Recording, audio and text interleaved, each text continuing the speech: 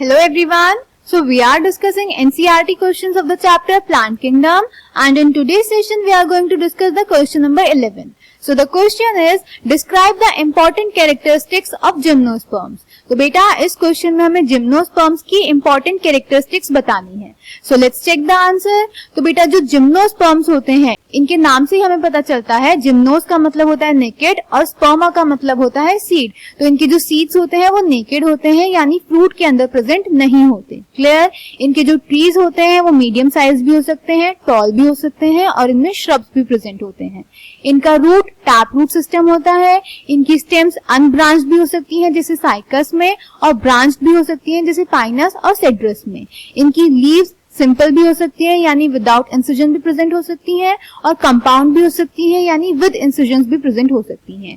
इनकी जो लीव्स होती हैं बेटा वो वेल अडेप्टेड होती हैं एक्सट्रीम टेम्परेचर, ह्यूमिडिटी और विंड के लिए.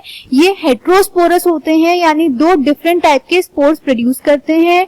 इनका जो मेल गैमेटोफाइट होता है वो हाईली रिड्यूस्ड होता है और लिमिटेड नंबर ऑफ सेल्स ही उसे रिप्रेजेंट करते हैं और उसको बोलते हैं पोलन ग्रेन. ये आर्चिगोनिएट होते हैं यानी इनका जो फीमेल सेक्स ऑर्गन होता है वो आर्चिगोनिया होता है.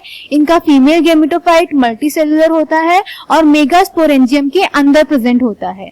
इनका female gametophyte independent existence show नहीं करता और स्पोरोफाइट पर ही डिपेंड करता है, यानी कि इनका जो फीमेल गैमेटोफाइट होता है वो स्पोरेंजिया के अंदर स्पोरोफाइट पर ही प्रेजेंट होता है. इनमें जो पॉलिनेशन होता है यानी एंथर का ट्रांसफर वो विंड की हेल्प से होता है. Clear. So answer number 11 is naked seeds, medium size trees और tall trees and shrubs, tap roots. The stems are unbranched, example cycas, or branched, example pinus or cedrus. The leaves may be simple or compound. The leaves in gymnosperms are well adapted to withstand extremes of temperature, humidity and wind. The gymnosperms are heterosporous. The reduced male gametophyte is called a pollen grain.